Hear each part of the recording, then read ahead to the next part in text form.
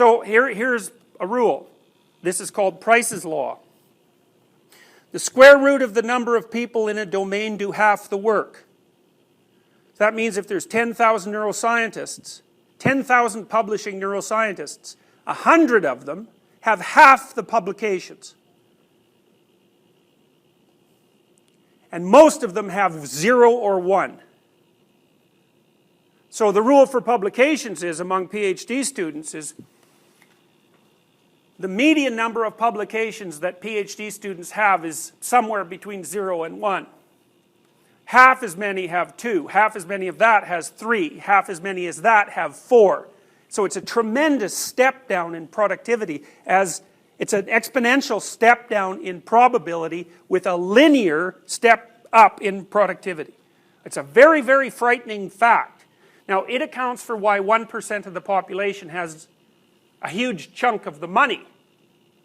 But you know, if you take that 1% and you divide them into 99% and 1%, the top 1% of the 1% has almost all the money that the top 1% has. And then if you take the top 1% of 1% and you divide them into 99% and 1%, the top 1% of that tiny slice has almost all of the money that that tiny slice has.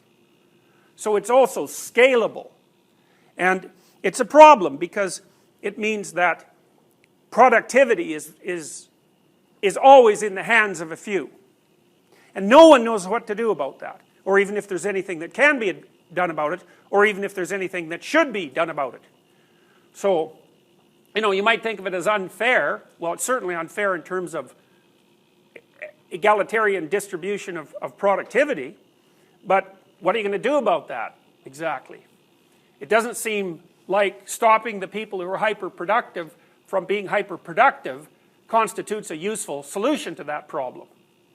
So, and even if you allow huge populations of people access to higher education, that might boost the overall levels of productivity, but it doesn't change the distribution. Partly because it just makes everything more competitive, right? Here's a definition of gender that basically, it's basically the 1960s to 2010 feminist description of gender. A socially constructed system of classification that ascribes qualities of masculinity and femininity to people. Gender characteristics can change over time and are different between cultures. Well, there's a variety of claims in that. One is that it's socially constructed, and the second is that it can change over, second and third, that it changes over time and are different between cultures. Of course, it depends on what you mean by different. And that's the key issue, you know, on what measure, which is something you can't not ask when you make a statement like that. But that's the basic proposition. I think the truth of the matter actually is that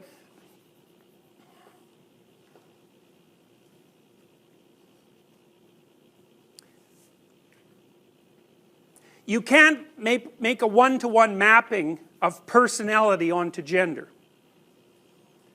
But that doesn't mean that personality is socially constructed. There isn't a lot of evidence that it is. It's certainly not socially constructed in such a way that it would allow the emergence of more than 5 dimensions. It might be socially constructed at least to the degree that one society can push people, regardless of their gender or even regardless of their personality, farther up the distribution or farther down the distribution than another culture might. So we know, for example, that it takes if you take kids who are adopted out, twins, and you want to produce a 15-point difference in their IQ by the time they're 18, you have to have a minimum of 3 standard deviations difference in wealth between the families that they land in. So that's what a 1 standard deviation increase intelligence costs, and that's a lot. And it isn't even obvious that that gain sustains itself across the entire lifespan, because one of the things that happens is that as identical twins who were separated at birth and raised in different families age, their IQs become more like each other. Until by the time they're about 60, their IQs are so similar that it's as if you're testing the same person twice. And that's weird, because what you would think, you would definitely think that, well, once you separate the twins, the longer they stay apart, the more different they're going to be, right? Because you would assume that their environments stay different and the differences are going to accumulate across time and that they're going to diverge, but that isn't what happens at all.